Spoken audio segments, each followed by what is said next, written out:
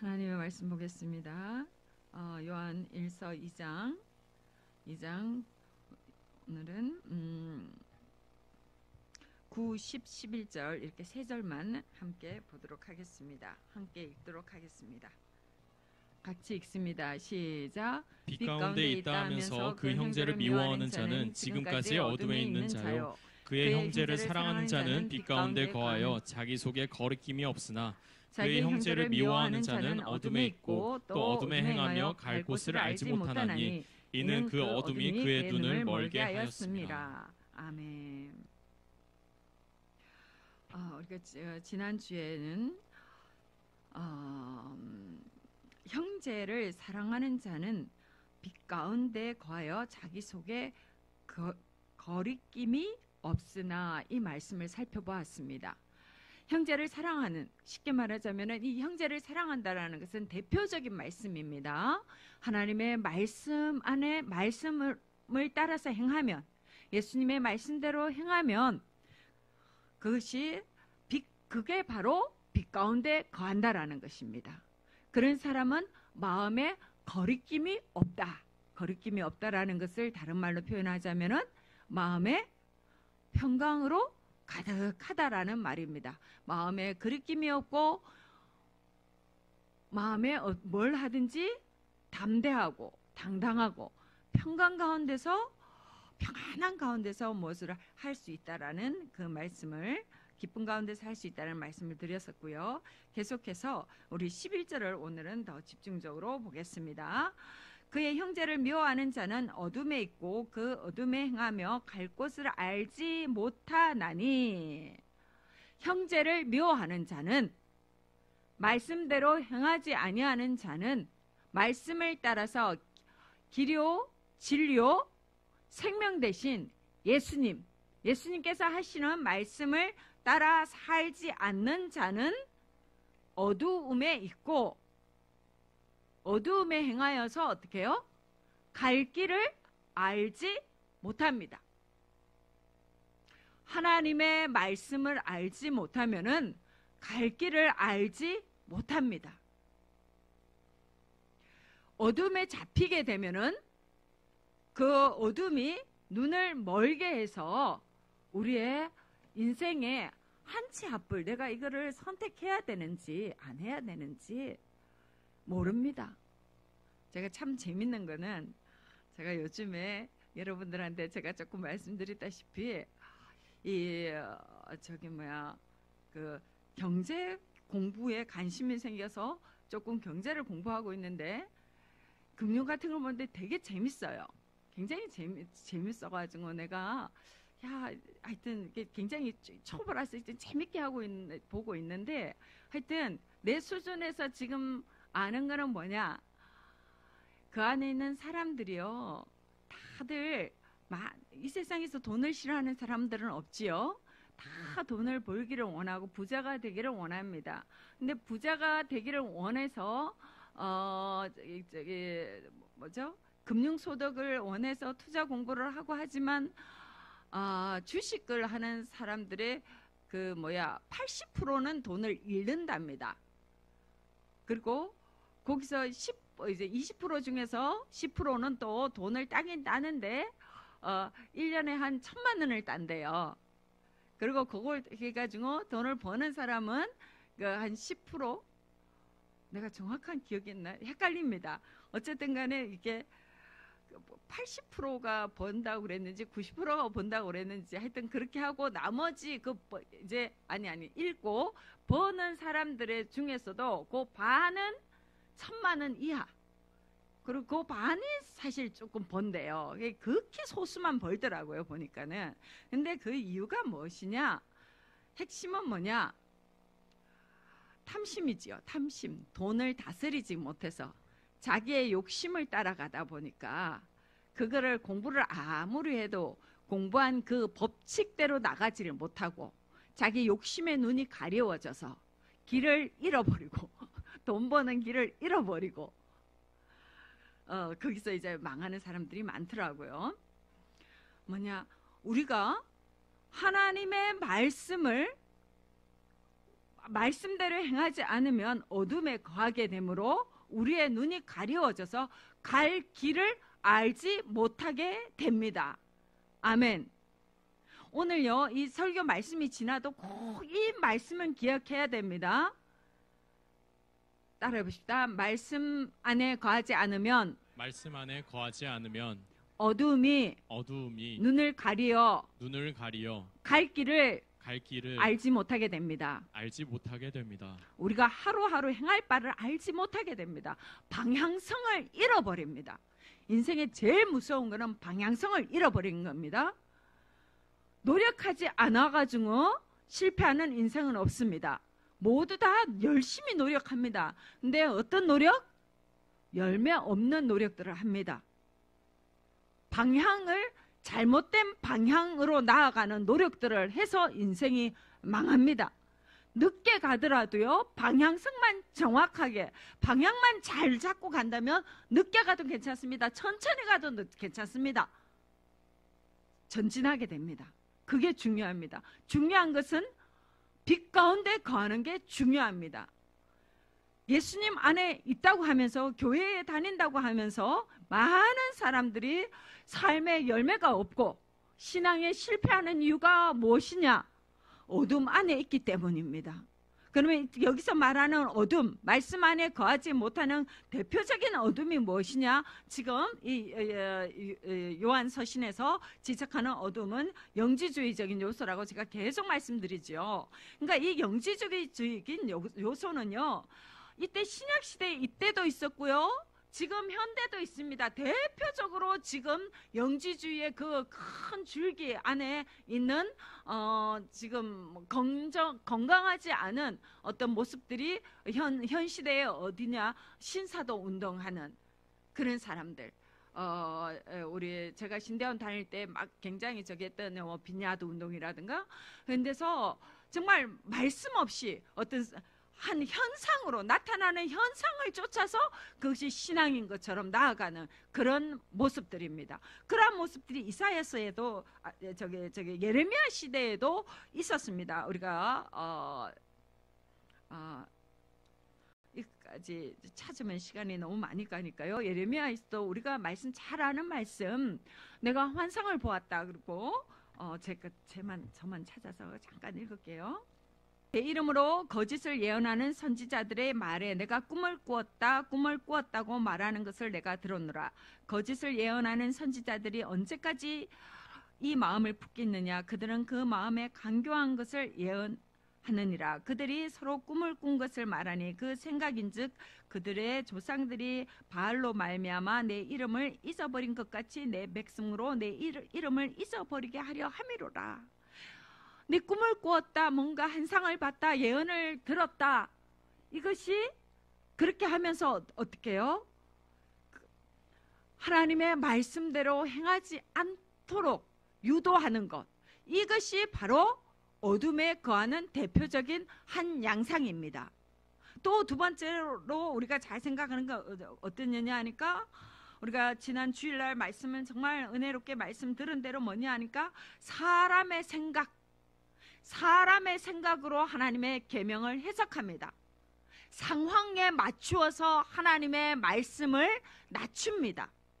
시대가 변했다고 하나님의 말씀을 시대에 맞춥니다.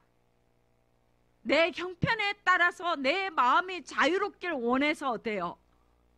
하나님의 말씀을 내 수준으로 낮춥니다. 이게 바로 타락입니다. 이게 바로 어둠에 거하게 되는 어떤 이 어둠으로 들어가는 통로입니다. 우리가 그걸 잘 알아야 돼요. 사사기 21장 사사기 16장 25절이죠. 사사기가 16장이죠. 거기에서 우리 또 잘 아는 말씀, 사사기가 보면은 사사 시대에 어떻게 해요? 그때에 하나님의 말씀이 없으므로 백성들이 각자 자기 소견에 옳은 대로, 자기 생각을 따라서 갑니다. 우리는요, 끊임없이 두려워할 줄 알아야 됩니다. 내 생각으로 사는 것이 이것이 죄라는 것에 대한 인식이 생겨야 됩니다. 이사야 65장 2절 이 말씀 우리 한번 찾아보겠습니다. 이사야 65장 2절 말씀. 이런 말씀들은 좀 외우면 좋겠어요. 이런 말씀들은 다 외우고 있으면 좋겠습니다. 우리 한 목소리 읽습니다. 시작. 내가 종일 손을 펴서 자기 생각을 따라 옳지 않은 길을 걸어가는 패역한 백성들을 불렀나니. 아멘. 하나님께서 뭐라고 그러시냐? 내가 종일 손을 펴서 자기 생각을 따라 옳지 않은 길을 가는 패역한 백성이라고 말씀합니다. 어둠에 거하는 것이 무엇이냐? 하나님의 말씀을, 주님의 말씀을 따르지 않은 게 무엇이냐? 하나님, 주님의 말씀을 내 상황에 맞춰서 내 생각대로 해석하는 거예요. 내 생각대로 해석해서 어때요? 옳지 않은 길을 갑니다. 그 사람이 그 길이 옳지 않다고 알까요? 그 사람 스스로는 자기가 옳지 않다고 생각하지 않습니다. 자기가 옳다고 하는 당위성을 가지고 나아갑니다. 그런데 하나님의 말씀의 잣대 안에서 정직하게 꺼리낌이 없이 보면은 그 말씀이 무엇이라고요? 옳지 않은 길, 어둠 가운데 행하는 길, 방향성을 잃어버리는 내 인생을 열매 없는 인생으로 만드는 그 길로 나가는 길에 있다라는 것입니다. 그 다음에 세 번째 아주 또 대표적으로 어둠에 거하게 되는 요소가 뭐냐 하니까 우리가 이 세상의 가치를 따라서 나아간다라는 것입니다. 이 세상의 가치의 대표적인 세 가지가 뭡니까? 돈과 명예와 권력이지요. 우리 이제 이후에 이제 2장 중반쯤에 나옵니다. 이 세상에 있는 것들은 육신의 정욕과 안목의 정욕과 이생의 자랑이니 이게 다 이것입니다. 우리를 어둠 가운데 거하게 하면서 우리의 눈을 가리는 것, 이 세상의 돈과 명예와 권력이 우리의 눈을 가리워서 하나님의 말씀을 제대로 보지 못하게 합니다. 이걸 잘 알아야 됩니다. 마귀들이 이것을요, 이런 것으로 우리를 사로잡는 길은요, 굉장히 교묘합니다. 되게 교묘합니다. 참 안타깝게도 정말 우리 한국 교회가 지금 참 위기의 상황에 있지 않습니까? 우리는 인식을 해야 됩니다. 내가 잘 산다고 내 삶이 정말 주님을 사모하면서 정말 아름답게 가려고 많이 여러분들이 애쓰는 것 정말 너무 감사하게 생각하고 늘 하나님 앞에 감사합니다. 그렇지만 우리는 늘 깨어 있어야 됩니다. 또 두려워해야 합니다. 그러면서 또 우리가 함께 지체된 우리가 교회를 볼 수 있어야 됩니다. 우리 교회뿐만이 아니라 이웃의 교회를 볼 수 있어야 되고 이 기독교가 우리 사회에 미치는 영향력을 볼 줄 알아야 됩니다. 왜 우리가 그런 소리를 듣게 되는지 우리 안에서 끊임없이 우리를 반성해 볼 수 있어야 됩니다. 그 반성해 보는 것 중에서 그런데 뭐냐, 이게 반성해 보려고 하면은요, 이 반성은 어떻게 합니까? 큰 뭉탱이에서 막 나와요? 아주 세부적인 것에서 나옵니까? 아주 작은 이 손가락에 있는 가시래기와 같은 그 불편한 거 하나를 제대로 볼 수 있는 힘이 있어야 됩니다. 내 마음에 끓이끼는 요소, 끓이끼는 그 불편한 요소를 제대로 볼 수 있는 그 용기와 힘이 있어야지만 우리를 늘 새롭게 주님의 말씀 앞에서 빛 가운데 나아갈 수 있는 이 명확한 그 포인트가 보이게 됩니다. 그게 뭐냐 하니까, 자 봐봐요. 제가 예를 한 가지 들어보겠습니다. 어떤 분은 계속 그런 말씀을 하시는 분이 계십니다. 나는 예수 믿으면 팔자를 고친다고 그래서 예수 믿었다 라고 아주 늘 그렇게 말씀하시는 어떤 분이 계시는데, 자, 이 말씀은 우리가 맨 처음에 교회 올 때 불신자로 있다가 전도를 받아서 교회 올 때에 진짜 아닌 게 아니라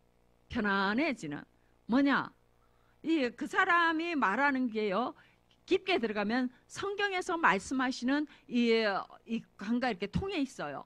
세상에서는 막 지자랑하라고 그러고 어떻게 하면 더 막 이렇게 자기를 피하라고 있는 것처럼 이렇게 할까? 세상은 끊임없이 그런 것들의 어떤 그 처세수를 말을 하잖아요. 그죠? 근데 그 사람은 그런 피곤한 삶이 아니라 제대로 겸손해서라라고 얘기하고 거기까지만 일단은 읽었어요. 그 뒤가 아직 덜 읽었는데 어쨌든 그냥 편안한 책이에요.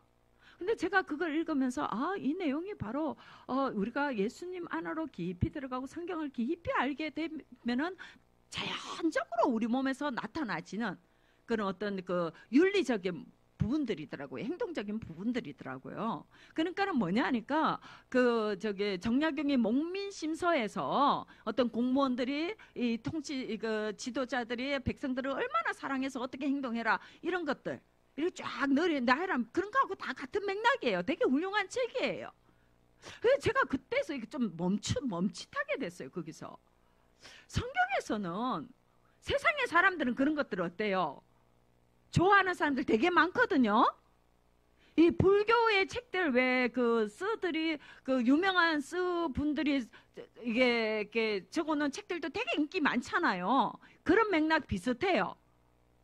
근데 보면은 성경은 예수님은 그런 거에 대해서 막 조곤조곤하게 되게 이렇게 교양 있는 것처럼 보일 수 있는 그런 거 조곤조곤하게 적어놓은 거를 저는 잘 모르겠어요. 성경은 제가요 이게 성경을 아무리 봐도요 예수님은 우리가 이 세상에 있으면서 어떻게 더 신사적으로 행동하나? 어떻게 되면은 더 이렇게 마음을 비우고 편안하게 행동하나? 성경은 물론 그것 쓴 것들 다 말씀합니다. 말씀 안 한다라는 소리가 아니고요. 근데 이게 핵심이 성경은 아니에요. 아무리 봐도 예수님은 끊임없이 말씀하시는 게 뭐예요? 아버지의 나라, 응? 하나님의 나라, 천국에 대해서, 영적인 것에 대해서 끊임없이 말씀하세요. 이 세상이 너희들의 거처가 아니다라는 거, 영이 있다라는 거를 계속적으로 말씀하시면서 우리에게 어떻게 영어로 살아라는 것을 말씀하고 계시더라고요. 이게 성경의 핵심입니다. 성경은 이거를 우리는 성경을 보면서 볼 줄 알아야 됩니다. 이걸 볼 줄 알아야 됩니다. 제가요 계속해서 지난주하고 계속해가지고 이게 주일 성수에 대해서 또 오늘도 말씀을 드리겠습니다. 이 말씀은 우리가 알아야 돼요. 이사야 58장 13절 14절 찾아봅시다. 같이 읽겠습니다. 시작.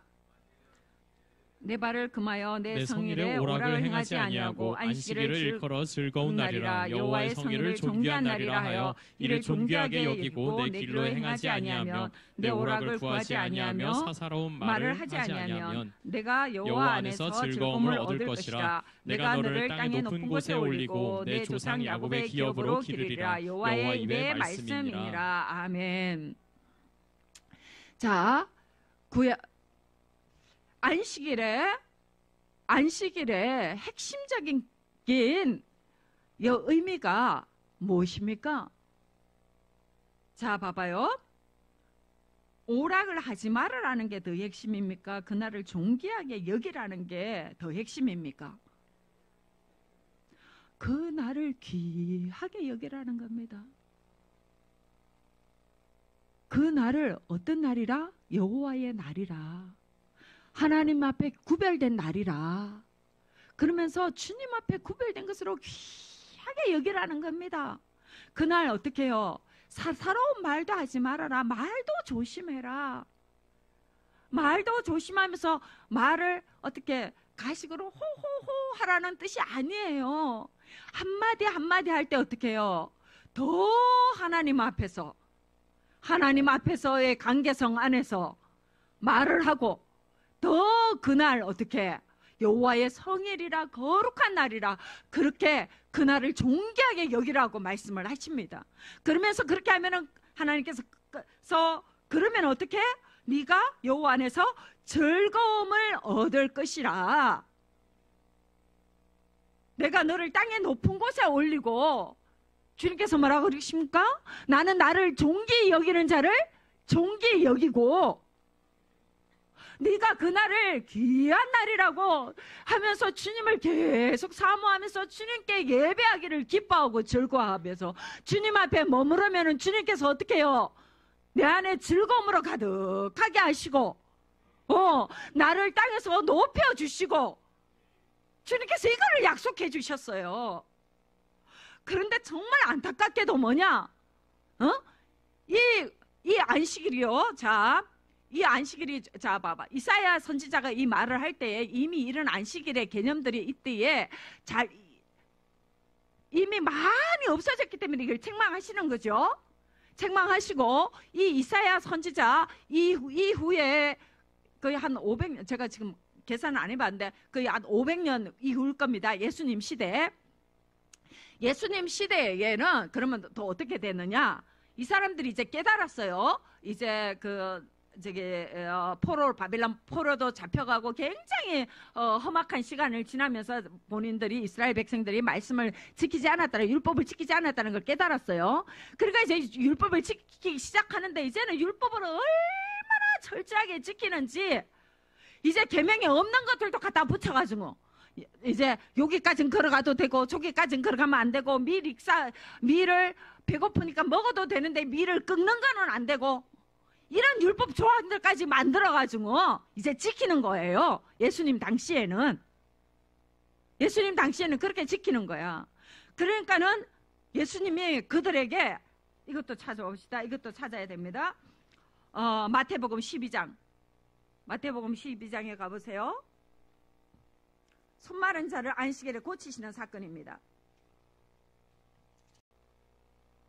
자, 10절 읽습니다. 시작. 한쪽 손 마른 사람이 있는지라 사람들이 예수를 고발하려 하여 물어 이르되 안식일에 병 고치는 것이 옳으니까? 예수께서 이르시되 너희 중에 어떤 사람이 양 한 마리가 있어 안식일에 구덩이에 빠졌으면 끌어내지 않겠느냐?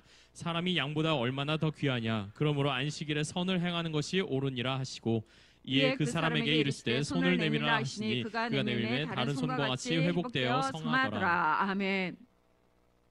예수님께서 이때에 이 안식일 날 행하신 것이 일입니까? 안식입니까? 이 바리새인들은 예수님께서 이날 이거를 고쳤다고 어때요? 일을 했다고, 안식일을 어겼다고 책망하지요. 예수님을 미워합니다. 이 바리새인들, 이 율법 교사들이 지금 하나님의 말씀을 알아요, 몰라요? 이게 빛에 거합니까? 어둠에 거하고 있습니까? 이게 어둠에 거하고 있는 거예요. 자기들은 이게 빛이라고 생각하면서 하는데 이게 어둠이지요. 이게 어둠입니다. 안식이 뭔지를 몰라요. 안식이 뭔지를 몰라요. 자, 이제 그 예수님의 그 안식은 오늘날 예수께서 죽으시고 부활하심으로 오늘 지금 주일이 안식일이 됐지요. 그래야 안 돼요. 주일이 안식입니다. 이 주일이 어떻게 됐는지는 여러분들 잘 아시죠? 이 주일은 예수님이 부활하신 날입니다. 이 부활의 핵심은 무엇입니까? 사망을 잡은 자, 루시퍼의 권세, 마귀의 어떻게 뱀의 머리를 밟고 승리하신 궁극적인 승리가 이루어진 날을 기념하는 것이 주일입니다. 이 주일이, 그래서 우리는 이 주일날 주님 안에서 뭘 해야 되냐? 예배하면서 주님의 부활을, 주님의 승리를 묵상하면서 이 존귀한 날이라, 그러면서 주님 앞에서 깊이 거하면서 주님을 묵상하는 거예요. 여러분도 한번 생각해 보세요. 주일날 예배하면서 예수님의 승리를 찬양하고, 주님 앞에서 우리가 자 봐봐요. 예수님의 승리를 찬양을 합니다. 찬양을 하다 보면은 내 안에 뭐가 들어와요? 내가 살지 못했던, 예수님의 승리를 누리지 못하고 살았던 세상의 두려움들. 내가 왜 보통 우리가 그리스도인들이 죄를 짓습니까? 그 비겁하게 행동하고 찌질하게 행동하고 막 교만들이 불쑥불쑥 나오고 열등감들이 훅훅 나오고, 왜 그렇습니까? 대부분은 내 안에 두려움이 있기 때문이죠. 왜 두렵습니까? 왜 두렵습니까? 왜 두렵느냐? 사망 권세를 이기신 예수 그리스도의 그 권세 안에 내가, 그 사랑 안에 내가 거하지 못하니까. 내가 돈이 없으면 망할 것 같고, 저 사람의 권세가 나를 짓밟을 것 같고, 세상의 명예를 가지고 막 이렇게 하는 그런 사람들이 좋아 보이고, 내가 예수님의 승리를 모르기 때문에, 예수 그리스도의 가치를 모르기 때문에 그런 게 좋아 보이는 겁니다. 예수님께서 우리에게 주신 그 십자가에서 흘리신 그 사랑이 얼마나 크신 사랑이고, 그 사랑이 얼마나 존귀한 사랑이며, 그 사랑이 바로 나라는 거, 내가 얼마나 하나님 앞에서 귀한 자인가를 모르기 때문에 내가 두렵고 찌질해지고, 져서 화내면 나도 화내야 될 것 같고, 같이 막 져서 막 하면 나는 막 안 하면 내가 진 것 같고. 아니거든요. 그게 바로 어둠에 있는 사람들이잖아요. 그죠? 우리가 아까 어둠에 깊이 있게 되는 건 뭐냐? 내가 예수님을 모르기 때문인 거예요. 주일날 우리는 교회에서 뭘 해야 되느냐? 예수 그리스도가 누구신가? 내가 받은 사랑이 어떤 사랑인가? 그 안에서 우리가 그거를 배워가야 되는 거예요. 그걸 하지 못하고 주일날 왜 그렇게 바빠요? 왜 그렇게 바빠? 이 교회들이 참 안타깝습니다만, 저는 교회는 행사를 많이 하면 안 됩니다. 행사를 많이 하면 사람이 필요해지고 사람이 자꾸만 부품화가 되어져 갑니다. 그 행사를 이루기 위한 하나의 조직체가 되어 갑니다. 그렇게 하는데 어떻게 사람이 육신이 피곤한데, 우리가 육신 안에 거하는 우리가 육신이 너무 피곤할 땐 기도도 잘 안 돼요. 아무리 은혜가 와도 감동이 잘 안 생겨요.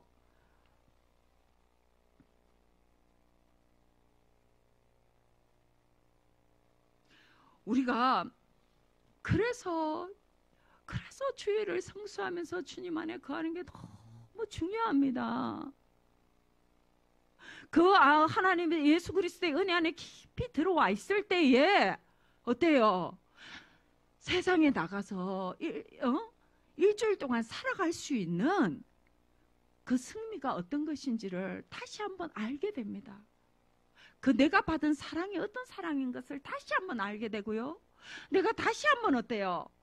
이 세상에 나가서 이 험한 세상에서 이길 수 있는, 정말 다들 니 잘났다고 막 이렇게 외치는 그 세상에서 내가 어떻게 해요? 잠잠히 그냥 나네가 겸손한 사람으로 잠잠히 쭈그러질 수 있는 힘을 우리가 거기서 받을 수 있는 거예요. 예수님 안에서 내가 받은 그 사랑 때문에. 난 더 좋은 게 있는데, 나는 더 번쩍이는 게 있는데, 그거 가짜들 때문에 내가 주눅들 필요가 없는 겁니다. 이것을 아는 것, 이걸 아는 게 바로, 이거 오늘 요한 사도가 말씀하신 이게 바로 형제를 사랑하는 것, 말하자면은 말씀 안에 거하는 것입니다. 이게 바로 빛에 거하는 삶입니다. 아멘. 우리가 세상에서 살아갈 때예요, 정말로 우리가 말씀을 모르면 예수님께서 나를 위해서 십자가에서 죽으신 그 복음의 가장 핵심, 기독교의 가장 핵심, 그 의미를 모르면 우리가 어때요? 두려움에 빠집니다. 어두움이 우리의 눈을 가립니다. 내가 설적설적 타협해야 될 것 같고, 설적설적 어떻게 해요? 정직하면 안 될 것 같고, 살짝살짝 속여야 될 것 같고, 내가 손해보면 안 될 것 같고, 여러분들 손해보는 걸 두려워하지 마십시오. 우리는 예수님 갚아주시는 예수님 계시잖아요. 그럼 우리 다 함대할 수 있습니다.